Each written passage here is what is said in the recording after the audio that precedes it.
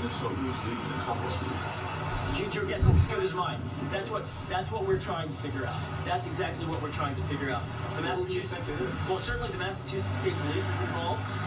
There are people that were in that house that are involved. Brian Albert is involved. Jennifer McCabe is involved. The rest of the folks that were in that house, there's some level of involvement by every one of them. It feels we're the only ones fighting for the truth of what happened to John O'Keefe. And me and my family and my attorneys and my team have marshaled every resource to get to the truth. Just feels like no one else wants it. Yeah, just because you didn't do it. We know who did it, Steve. We know. And we know who spearheaded this cover-up. You all know. What a case up in Boston. It's on our docket tonight.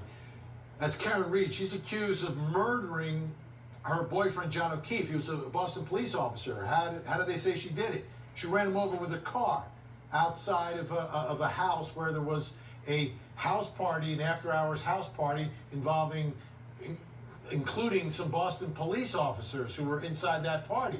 His body was found outside in the snow the next morning. But did she do it? Or did he die when he went inside that house party in some sort of a fight and then left outside afterwards? What's going on here? I want to show you some of how hotly contested this case is. Here's Alan Jackson, who's the attorney for Karen Reed. You may recognize him, has prosecuted many cases here on Court TV. Take a listen. Second undisputed fact. When John O'Keefe was found, he had this set of wounds on his right arm. And the Commonwealth looks at these wounds and says, there's nothing to see here. This is just a road rash. Does this look like a road rash? Of course this doesn't look like a road rash. It's not a road rash that any of us have ever seen. Or does it look more like claw marks and bite marks from an animal? In February of 2017, we know that the Alberts had a dog. By May of 2022, Karen Reed's defense team starts asking questions about this animal. That same month, amazingly, the Alberts informed the Cat and Animal Control that the dog was remarkably and mysteriously rehomed. The dog was gotten rid of. Regarding the Canton Library video, this lets you know we still do not have relevant time periods. In the video that the prosecution turned over to us, there is a gap in that video from 12:37 a.m. to 12:39 a.m., which would have been the precise time my client would have been driving that past the library.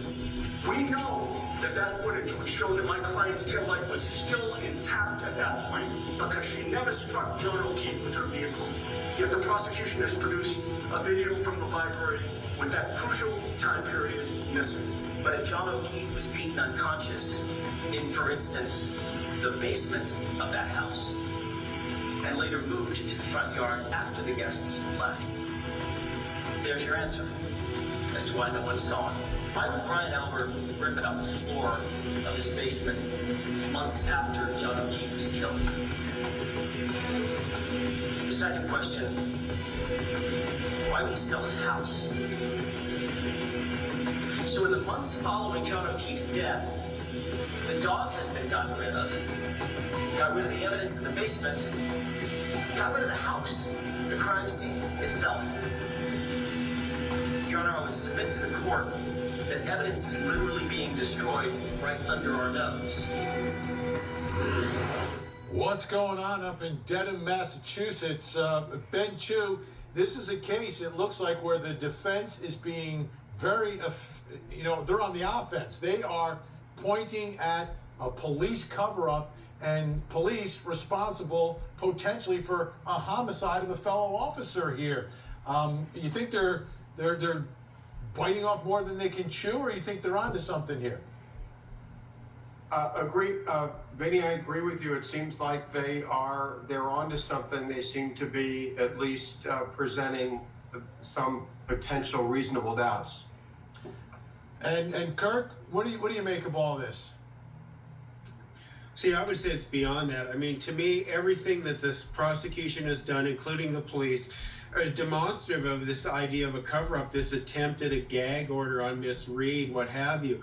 all this stuff, there's not one shred of evidence that points to Karen Reed having committed this crime. Not one viable piece of evidence. If they want to put her on trial, they don't want to be able to talk about it.